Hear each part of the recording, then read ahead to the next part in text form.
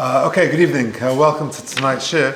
So the first shir is just hopefully we'll finish off our third part on Yishmael, Yisrael, and tonight is more effective strategies for Tefilla. I mentioned last week and the week before the Pirkei Rabbi of Yishmael and Yisrael, the two names which have the Shem HaKadosh Baruch Hu, the Shem Kel, in them, and it's a reference to the Koach of Tefilla that Yishmael has, and of course that Yisrael have, and therefore it I think behooves us to try and focus a little bit on our tefillah. And I must say at the outset, I feel quite embarrassed to even stand up and talk about tefillah. I am very far from anyone to preach about tefillah, and halavai my tefillah should, I'm really talking to myself here. And if you want to listen, you're welcome to listen. But these are just some ideas that I've come across from different sources, I forget where and what. But I hope it will enhance our ability to daven, because I think that really is the call of the hour. So let's turn to the second page. If you're listening online, please email me at j.golker@gmail.com. I'll send you the handout. This is paragraph 6, I think is where we're up to, strategies for effective tefillah. Some of them very straightforward, but I think all hopefully helpful. So one strategy for effective tefillah I've put over here is very simple. It's to remove distractions. We all get distracted very easily, especially now with phones beeping and flashing and who knows what. And that is just an important strategy. That it's technical management, as they say. If it's a way, I notice in some shuls that as you come in, they have lockers. You can charge your phone. So by the end of Shacharis, you are fully charged. But I think the main benefit is that hopefully your Shacharis will be fully charged. So that's one strategy. Now the next one is, interestingly, Mokum Kavua. The Gemara says in Brachas Tavav Amud Beis, Omer Rabbi Chelba, Omer Rav Huna, Kol HaKaveh Mokum Tefillah. Anyone who fixes a place for his tefillah, Elokei Avraham Be'ezrei. The God of Avraham should come to his help. And when this person passes away, Omrim Lo, they say about him, E'onov E'chosid, what a humble person, what a pious person, Mitamidash Avram Avinu, etc. He's a student of Avram Avinu. So you see that being Kaveh Mokum L'Tefillah is an effective strategy for Tefillah. Now, interestingly, the Meiri says that there's nothing mystical about it. It's actually just a concentration aid. That if you daven in the same spot, it just enhances your concentration. L'mashal, imagine you're invited to a simcha, to a bar mitzvah. So you daven in a different shul.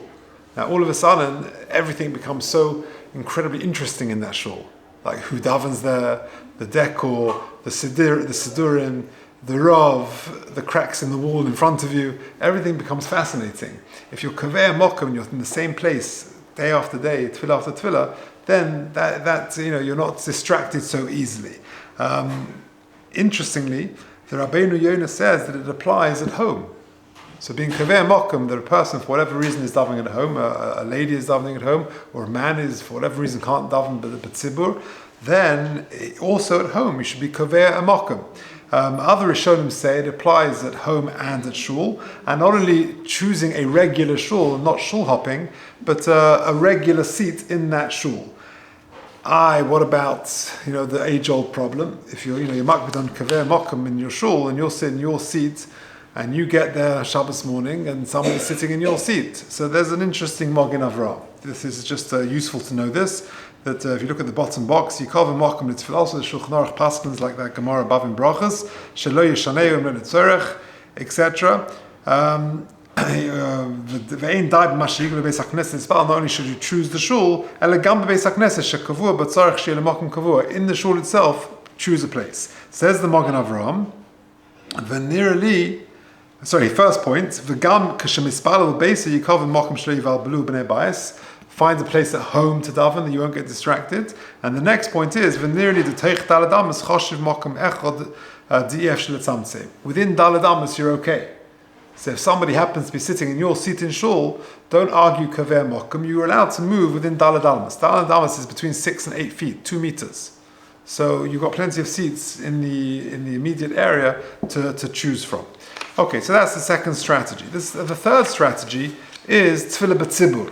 Tefillah b'tzibur, the Rambam has very powerful words to say about tefillah b'tzibur. If you look at the top of the next page, Tefillas hatzibur nishma'as tomid. The tefillah said b'tzibur is always heard. Va'afilu hoyu bohen chaitim. Even if in that tzibur there are people who sin, ein HaKadosh Baruch Hu moyes b'tefillas sherabbim. HaKadosh Baruch Hu does not reject the tefillah of the rabbim.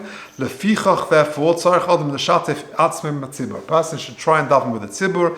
V'lo yispalel b'yochid kol zman sheyochel yispalel b'tzibur. Whenever he can daven with the tzibur, he should not be davening b'yechidus. And we're talking about, of course, a man who has an obligation to daven b'tzibur. A person, a man, should go to shul early in the morning and the evening to daven. He emphasizes it very strongly. And listen to this. Anybody who has a shul in his town, a person has a shul in his town and he doesn't want to daven there, he wants to daven at home, and he hasn't got a legitimate reason, he's called a shachin ra, a bad neighbor. Very powerful words. So that is another strategy. I think perhaps, given the circumstances we find ourselves in, the next point is almost self-evident. To focus on some words which are relevant and words that resonate, and I've just picked out a few from our tefillahs. Again, if sometimes it's very easy with tefillah to stand up and say, you know what, I'm going to daven better. My shachris tomorrow is going to be perfect. So I've written in number 6, develop concentration slowly. It's a dangerous strategy to say. It's like a person waking up one morning and saying, I want to get fitter, I want to start running. I'm going to run the London Marathon. So Rahman al-Islam, if a person says that and they're not trained, they could collapse after half a mile. Well, parallel that, if a person wakes up one morning and says, I'm going to daven shachris brilliantly from beginning to end, he could collapse by Baruch She'amar. So the best thing is to focus on concentration slowly and to pick one bracha, one thing I'm going to focus on. The first pasuk in Shema, the first bracha in Shemona Esrei, or one particular tefillah. And also there are certain words that very much resonate at the moment. For example, in the opening brachas of Shemona Esrei, Machalkel Chaim b'chesed, he sustains life with chesed. Machai mesim b'rachamim rabim, soymech noiflim, he lifts up those who have fallen.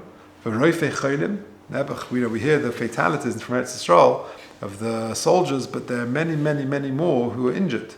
V'roifei cholim, or matir asurim, to release those who are bound and held hostage. Right? That's very self-evident. Re'ei bonyenu, in that brach in Shemona Esrei, Riva Rivenu, we're asking HaKadosh Baruch Hu, you fight our fight. These words resonate powerfully at the moment. The brach of V'lam al-Shinim was added, it's the 19th brach of Shemona Esrei. Originally it was added for those amongst us in Klal Yisrael who are informing to the authorities on us and are causing us a lot of damage. But it can be understood to mean others. For those who sort of slander us should have no hope. Those that wickedness should disappear instantly. So the enemies of your people should be smitten quickly, etc. All the shyness of destroying the enemy. And then at the end of the Shemona Esrei, Sim Shalom Toivo Bracha. Chein v'chesed rachma aleinu v'akolis v'amecha, bakosha for peace. What could be more relevant right now? And lastly, v'toiv beinecha levarach es kol amcha Yisrael b'chol eis v'chol sha'a b'shlemecha.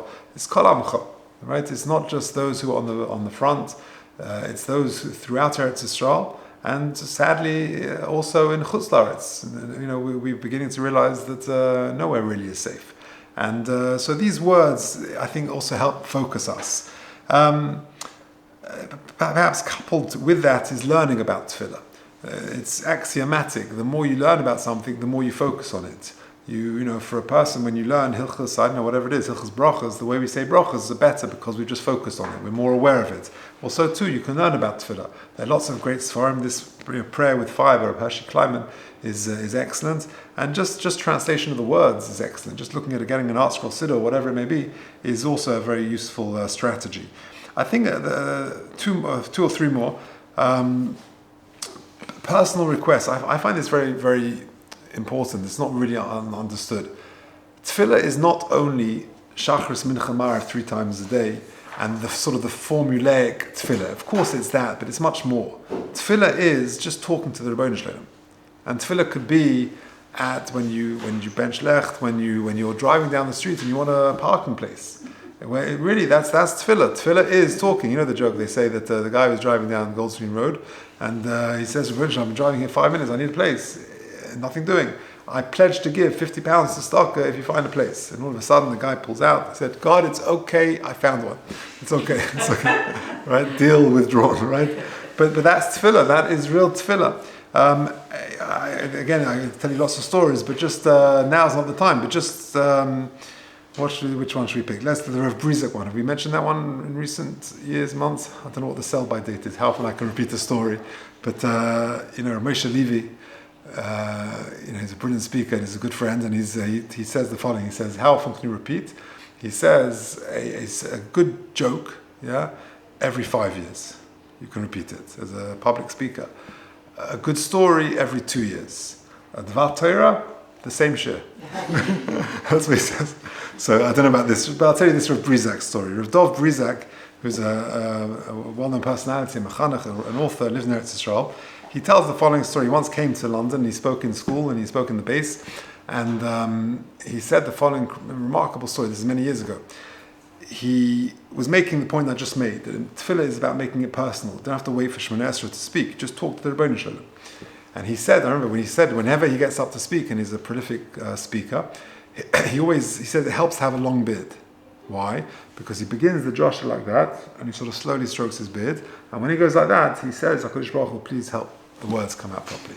At tefillah. So he said once a story, he made this point in a shir, it was just before Rosh Hashanah, and after Rosh Hashanah, a fellow comes to him a few days later, very excited. He goes, Rabbi, I've got to tell you what happened to me Rosh Hashanah. He says, remember you spoke about making tefillah personal and just talking to Rabbi Shalom? He goes, yes. He said, the night of Rosh Hashanah, I came home, and I know that my wife has a few things that I do that irritate her. And one of them is, I take my jacket off and I shlach it over the settee. She doesn't like it. She likes me to hang it up, and I don't do it. And it's always a cause of contention. Yeah, it sounds familiar. So I decided it's Rosh Hashanah, fresh starts, New Year resolutions. I'm going to be a good boy. He goes into his bedroom to hang up his jacket at the beginning of the Suda, and he realizes he's in big trouble. Why? Because he left the bedroom light on, and he was the last one in the bedroom. And she's going to kill him. So he says, he remembers Rabbi Brizak, and he says, Ribono Shel Olam, I don't know how, but please help me. Right? That was a silent tefillah, a very sincere, heartfelt tefillah. He hangs up his jacket, he goes out, they have the meal. Now he lives in a place called Neve Yaakov, this fellow. Neve Yaakov is where Beis Yisrael Yeshiva is, where apparently they have the opposite of power cuts, they have power surges. So every once in a while they have too much power coming out of electricity stations. The effect is that the lights in the house become dim for only a short time, 20 seconds, and then they go on again.